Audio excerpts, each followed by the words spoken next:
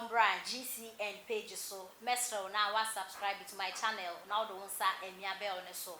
ube a notification ene sa ne news e de betum bia ubenye bia tie anase ubenye bia hwe e wo GCN page ha medi e de adwoa searching Bishop JY Edu ena okase na eden sem ena papa yi kan nsem a okay nan say sisi e kamia kwa say Ghana politics no aye time too much sisi ahemfofo entumi enka no pare asofofo entumi enka no pare ena ye 12 ntumi na chese politicians no omo e finance sebio ye tok sebio ye jimi Bishop JY Etre say ahemfofo the way omusi enka entumi enka politicians na ni minti na politicians na so ebuyensa no na wo yo him bi na wo ukrum na politician bi eba ho ebe hyebo se meye okwan ama meye senya ama na so wantimi anya pemu na ka kire no se asem esie asem na wo be kan no onye na ene Ghana ahemfofo na bi mu enti sa se wa be hyebo first one wantimi anya second one no osan so ba no be hyebo obe san so age application ontimi nka no kware ehun sam doso dodo o my hene we tamo mo share sugar factory na say enoma bibiri chiachia ho kakra we say na factory ni bi wo ho di susu senka omba ye no repair o kwaje besia the 30 something 35 million ebinum kase sikano sondodo ani se factory no bisi na sabre no ye tese omosi wo ye di bi ye afuo di bi aboma nkurufo nti na ye mu bi a ye nkoho no na yakoma to ye mse si benya factory ne nya ho akande de a eni sika no te se de nkura ye ma omonye afedie wotie sabre no nsantwefo bi mu anu omo wo ho eni communicators ibe kwa de na ye communicator aba no mu panyimfo wo mu bo se wo sa factory ho even wo mo ko fa sikire e de ba sa factory na sha se ye aduma a produce sikire mo bu ye sikire ma ye hwe ne bi ko di difference o mo boa na da be wo mo de ye o mo se o mo ko to do dwaso afa ko ba ya sikire bi ani ho dia no ya dada politicians for ya no de dada amount for bibiri no ya de bia have papa so mutumu hwe Ghana for mpanyimfo nim ahemfo nim atitu anim asofo mpanyimfo no betwa ntro se ya yo the yes sikire na so afuo no kura sa ye na afuo no hono antwa yie nti nei se na kufu ado ka se omusi da no top roof no ansa na ombe ye foundation na onyini za aban we so ba e na do aban so ono so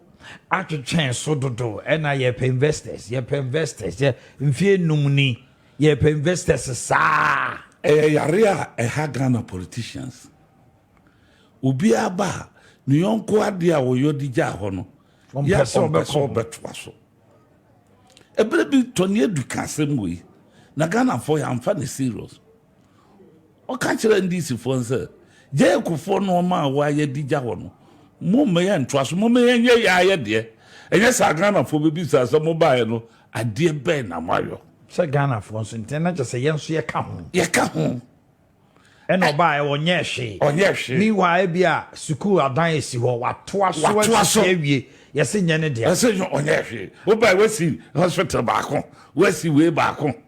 enso na hospital bi ho a watoto no magum a ko di ko si dia ko be eti amanyofo no nyina obi opposition ya nya sansem no ka amanyofo no sisi obusisi e Ghana nyina efiri ye ne ya mamufo ya no ne nsam a yentie ne yie yempemu nokore hunu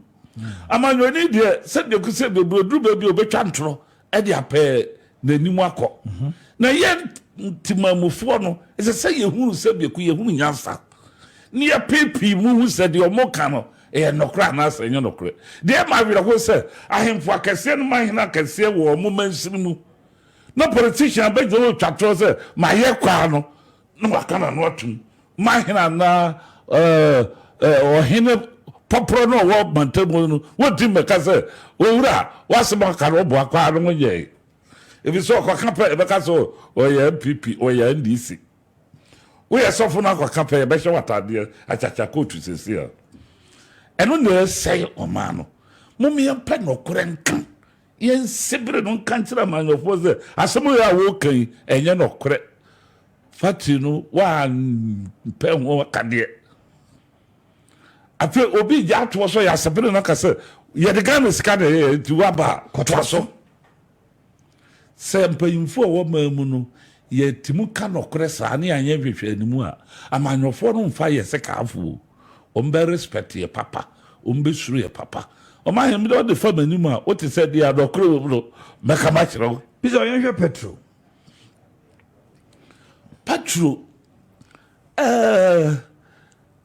afi ade kan afi etwa mu no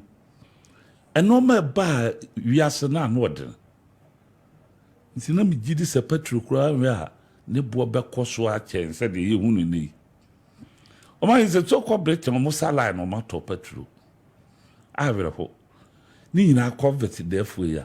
enye se petro ne bi eni ho na driver for me katanga da ko for petro da baro obu ya drivers ewo breaking ne ameno kase o mo anu o Canada da no convert ni AUA se de unity o mo nyina ko mu krom nti wo mo problem da ho no convert no ba America to petro German to petro nti Ghana to petro ma enye me wonwa na mom de be sa ba na se aho kire no wo enti eto a odi atoto so no no pe na me de mesese aba no wayi bidie na nso nye no enya parliament nya kranhia na omayi omo modern parliament sia obetuma yi tuo no isu ama amanfo ye ho anha kakra kwame nkroma ye tu na ba so no charge de board no se Ghana fo ho kire obo hia ne no ma sabre no ye akwa ne ade mreke bo ayedere mreke bo ayedere ti kwame nkroma ti ba bi a okoya ye tu so no di Ghana okoya tu Rosi buo se binim se bi kuro bufuo pa America kamija akwa ne ye mamu kamija akwa na me de toto America mamu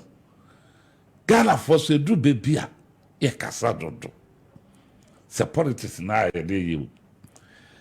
awo kire wo wiase bebia economy no me kura nyame na me dana se because 2019 to 2020 COVID yi ni tino me de na misu nyina se the whole world economy no e best say if I don't am social economy class ya no baba e betwe mpuntu akwachi 2020 nkom share no obi agugu obi hu sa asem me na sedan ka yeho anyakopon se watimo kuta